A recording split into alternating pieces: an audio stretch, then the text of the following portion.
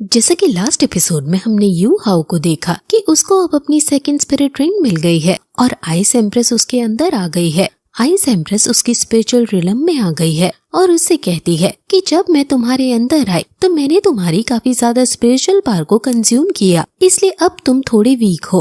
अब क्योंकि मैं तुम्हारी बॉडी का एक हिस्सा हूँ, इसलिए अब तुम मेरी स्किल्स को भी यूज कर सकते हो। इसलिए अब तुम्हें वो 4 स्किल्स जो मैं देने वाली हूँ उन्हें अच्छे से सीखना होगा। आइस एम्परर क्लॉस टेक्निक जो तुम अटैक में यूज करना, ice emperor shield body technique जो तुम डिफेंस में यूज करना, और बाकी 2 स्पिरिचुअल बोन टेक्निक हैं जिनका नाम इटर्नल फ्रोजन डोमेन और सबसे स्ट्रॉन्ग अटैक जिसका नाम आइस एम्परर रैथ है वो है। इन 4 टेक्निक में आइस कोल्ड एट्रीब्यूट है और इन चारों को मास्टर करने के बाद कोई तुमसे नहीं पढ़ पाएगा। ये सब चीज स्काई ड्रीम की पावर से भी ज्यादा ताकतवर है, जिस पर एम्प्रेस कहती है कि स्काई ड्रीम से तुम मेरी तुलना कैसे कर सकते हो, ये तो मेरे आगे कुछ भी नहीं है। वो उसे अपनी और भी खासियतें बताती है और फिर सोने चली जाती है। असल में यू हाउ के पास 2 गार्डियन स्पिरिट है और अब उसके पास हर एक गार्डियन स्पिरिट में एक स्पिरिट रिंग है। टीचर सू ने कहा था कि जब तक उसके पास सेकंड स्पिरिट रिंग जो कि लेवल 20 के बाद लेनी पड़ती है वो ना हो तो वो स्कूल वापस ना आए, इसलिए वो टेंशन लेने लगता है। लेकिन तभी वहाँ उसके सामने जंगली जानवर उससे अट्रैक्ट होकर आने लगते हैं और उसके सामने व्हाइट टाइगर आकर खड़ा हो जाता है जो उसे खाने के लिए देखने लगता है। इसकी स्पिरिट पावर काफी ज्यादा ताकतवर है।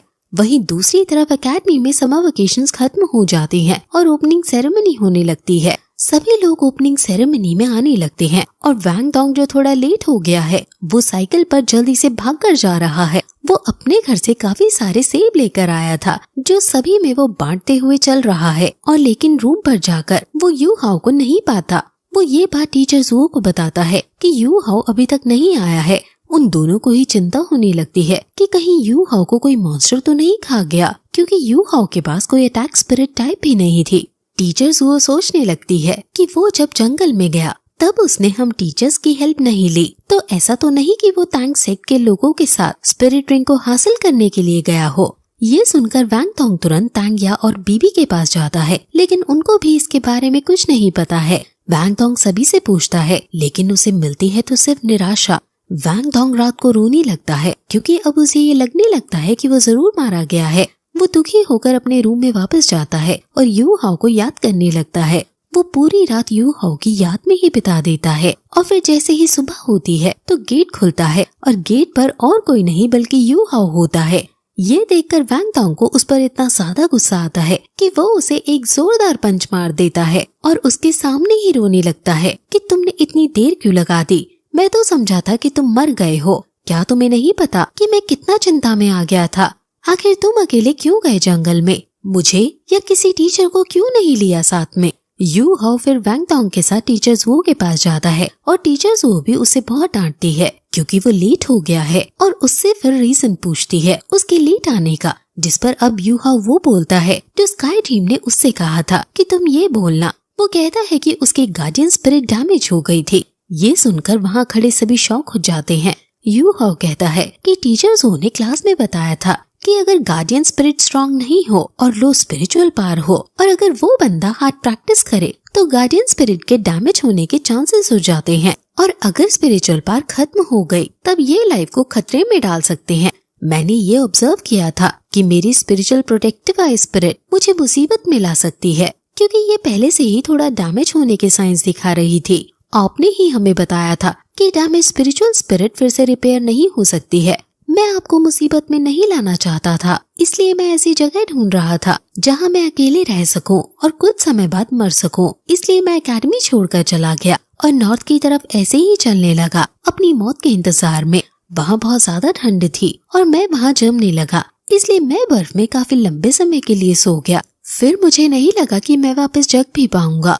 ये ऐसा लगा जैसे मैं बहुत लंबा सपना देख रहा हूँ, लेकिन जब मैं जगा तो मैं ये देखकर चौंक गया कि मेरी स्पिरिट है। स्पिरिट फिर से पहले की तरह हो गई है और ब्रोकन पार्ट्स थे जो मेरी गार्डियन स्पिरिट में वो भी खत्म हो गए। जब मैं स्नो से बाहर आया तो मेरी स्ट्रेंथ भी इंक्रीज हो गई और वहाँ एक स्कॉर्पियन भी अधमरी हालत में गिरा पड़ा था और वो आइस जेड स्कॉर्पियन था। उसको मैंने अपनी सेकंड गार्डियन स्पिरिट बना लिया। वो उन्हें ये भी दिखाता है और ये देखकर सब काफी शॉक हो जाते हैं। असल में ये जेड स्पिरिट आई की फुल पोटेंशियल 4 लाख साल पुरानी स्पिरिट रिंग की है, लेकिन यू हाउ के पास इल्यूजनरी टेक्निक्स भी आई हैं, जिसकी वजह से बाकी सभी को इसकी स्पिरिट रिंग 1000 साल की लग रही है। टीचर ये देखकर खुश हो जाती है कि ये सच में आइस जेड स्कॉर्पियन की है। अब यू हाउ पूछता है कि उसे आगे क्या करना चाहिए, जिस पर उसकी टीचर बताती है कि अब क्योंकि ये बहुत अच्छी चीज मिली है तो उसे इसका फायदा उठाना चाहिए और बहुत अच्छे से प्रैक्टिस करनी चाहिए। आइस एट्रीब्यूट के अंदर आइस जेड गार्डियन स्पिरिट सबसे ज्यादा पावर अटैक स्पिरिट मानी जाती है,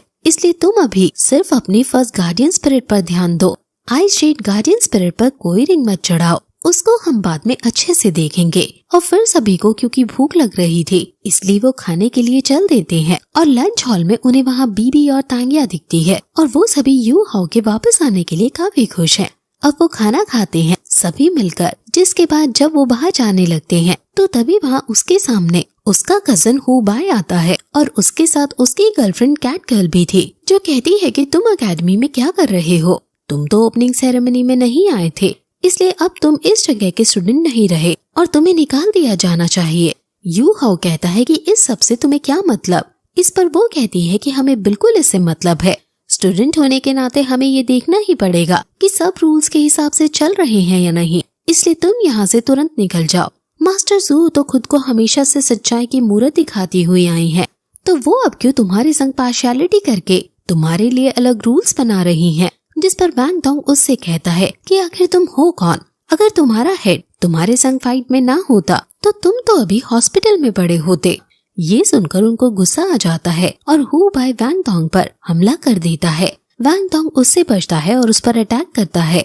वैंग डोंग के पास अब 3 स्पिरिट रिंग आ गई हैं, यानी उसकी लेवल 30 से ज्यादा हो गई है और उसकी एबिलिटी भी अब काफी बढ़ गई है, लेकिन फिर भी हु बाय उस पर भारी सा पड़ता हुआ नजर आता है।